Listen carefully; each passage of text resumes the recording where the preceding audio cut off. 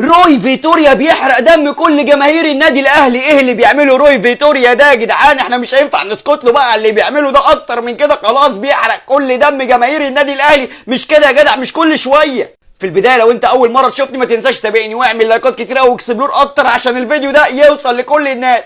روي فيتوريا مستلم كل جماهير النادي الاهلي وهاتك يا حرق الدم من ساعه ما جه ياخد لعيبه يرجعها مصابه يستبعد. انا مش فاهم روي فيتوريا حاطط جماهير النادي الاهلي ولاعيبه النادي الاهلي في دماغه ليه يا جدعان؟ روي فيتوريا بيقرر استبعاد احمد عبد القادر ومحمد شريف من قائمه منتخب مصر. ليه يعني؟ انا مش فاهم. يعني انت كده فاكر ان انت كده بتضايق كل جماهير النادي الاهلي وبتحرق دمهم؟ مش هيشجعوا المنتخب؟ لا برضه هنشجع منتخب مصر. انت بتتكلم في ايه؟ بس جماهير النادي الاهلي ليها طلب وراجع عندك، وحياه امك استبعد بقيه اللعيبه كمان والنبي. يعني هات الشناوي وهات بقى ايه بقى اكرم توفيق، هات كل اللعيبه اللي عندك بدل ما ترجعهم متصابين. انت فاكر ان احنا متضايقين ان المنتخب مش هيبقى فيه لعيبه من الاهلي؟ لا يا حبيبي، هات بقيه اللعيبه اللي عندك والنبي بدل ما يتصابوا. عندك عواد حارس جامد